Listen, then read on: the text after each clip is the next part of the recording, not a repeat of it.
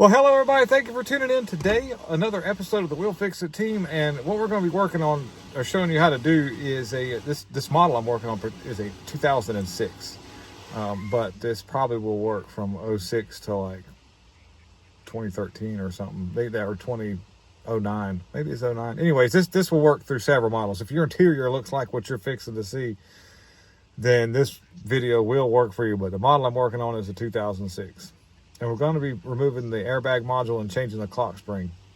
And let me flip the camera around and I'm going to give you a little scenario of why and what happened here. I've already got the airbag removed, and just because I wanted to show you guys a few things about it as I did it. So there is on this side here, there's a little concealing little thing there, just like a little cover that comes off. And the same thing over here on the other side. And as you can see, the position of where I'm at. And then to remove that, I used a little pick, and I was real careful just to pop it loose. And after that, there was two 10mm little bolts that held that on. I disconnected the battery, of course, for safety purposes.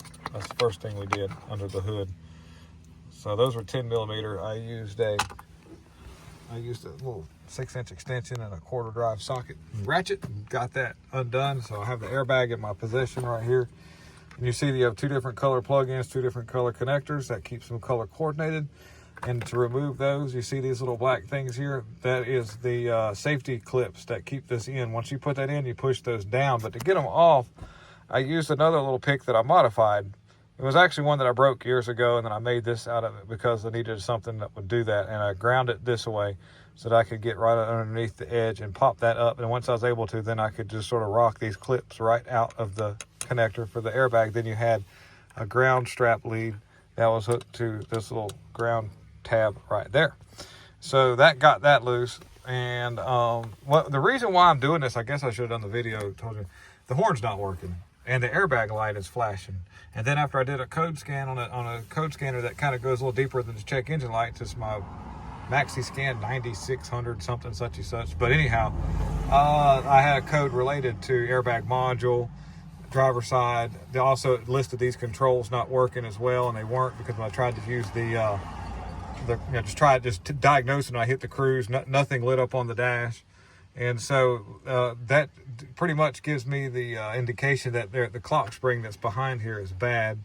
And to get to that, I've got to remove the steering wheel, and the clock spring is got a lot of stuff incorporated with it, with the multi-switch and all that.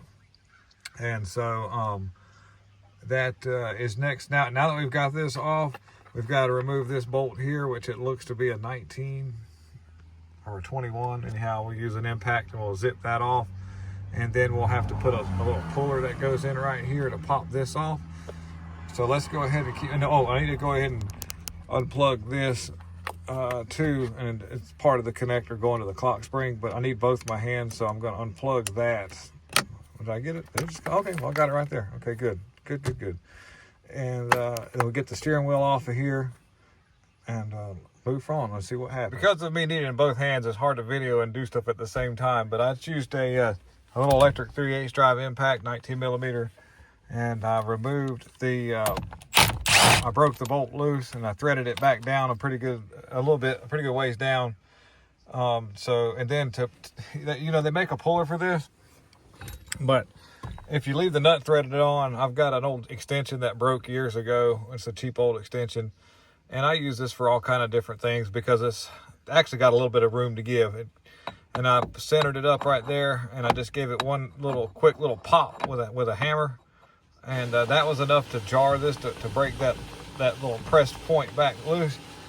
And we have an alignment hole right here, but some steering wheels don't have this. They just have a notch. If they don't have it, then I'll take a little bit of white out and I'll put a mark correlating that notch so that the steering wheel goes back on. And so we should be able to remove that. And like I said, this is where I need both hands, but we can feed that through. Now we're to the part where the clock spring is. And your new one, if you're ever doing any kind of service to a steering wheel, it always pays to try to pull it straight off and not move it very much and remember where it's at. because believe it or not, that if you're working on a steering wheel and you're messing around, you can wind this one turn too many one way, and when you go to drive the vehicle and you turn the steering wheel all one direction, the wires can get broken loose. So your new clock spring will have a something that'll be like locking it in place. But for the time being, what we'll do is we'll just mark what was top center, and that way we'll remember, just for that, so we know that was, you know, top center of the thing. And I've already got some of the hardware removed for this right here to pop that off.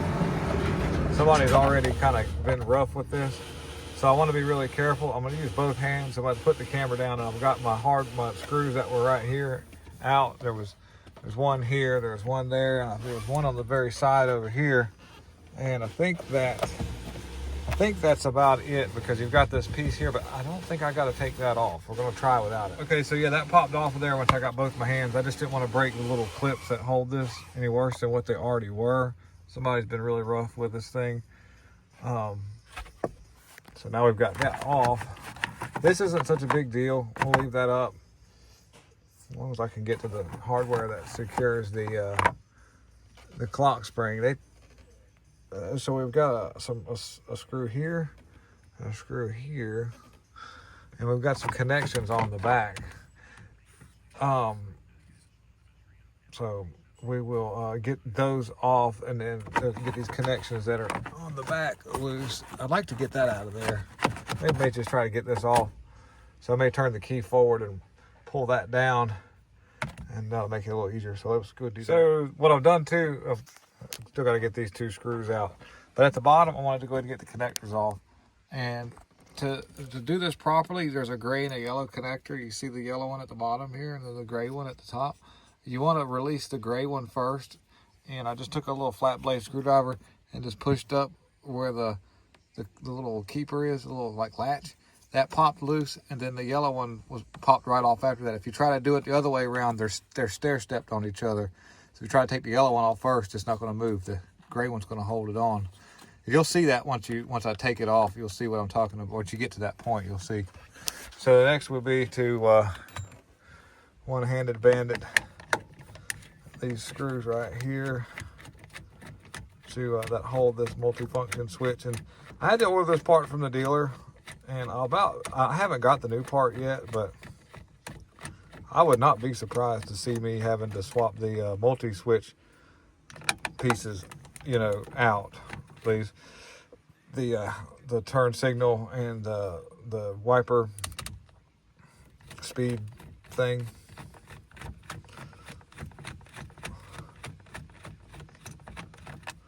So we're removing that there, and then this, what do we got? Is there something else? Oh, it's got a little clip at the top. Okay. No, I haven't done one of these, so we're doing it in real time. And there we go. You can see the little stair steps that they've got going on right there, and that's why you're only released the gray one first, then the yellow. I fumbled with it for a minute to figure that out. I'm just going to take the two screws that are, well, I'll get them out when I get both of my hands ready. So the next will be to, I will have to, more than likely, I'm going to wait till the new part comes in. I may have to remove that. You can find this on Amazon. I went with the dealer item because they're just a better quality, and I could get that a lot quicker. Everything on Amazon was a week out, and the customer is in a little bit of a time constraint. But everything that Amazon shows me, they don't have the multi-switches mounted to it. It's just this clock spring, which is a lot cheaper. And you'll have to remove the little connector right here and then a connector here. And a lot of the times after that, they're just a little latch. Like I think it's right here. You push that down and right here, and then that pops loose. I've already got it to move, but if you squeeze those two little points right here and right here, then that will come out. You heard it right there. Same thing over here. You squeeze it right there and right there at the same time, and that's how you would swap those out. Then you just pretty much reverse the procedure and just put it all back together and hope for the best. But I believe that'll fix it, being the codes that I got out of it with the ABS, with the airbag light flashing, horn not working, and the controls for the radio and also the cruise control. Nothing was working. This coil was pretty much shot. I think it had seen its better day. Guy went to get it inspected and it wouldn't inspect. So thank you for watching. Have a wonderful day. And please don't forget to hit the like button to help this video get out.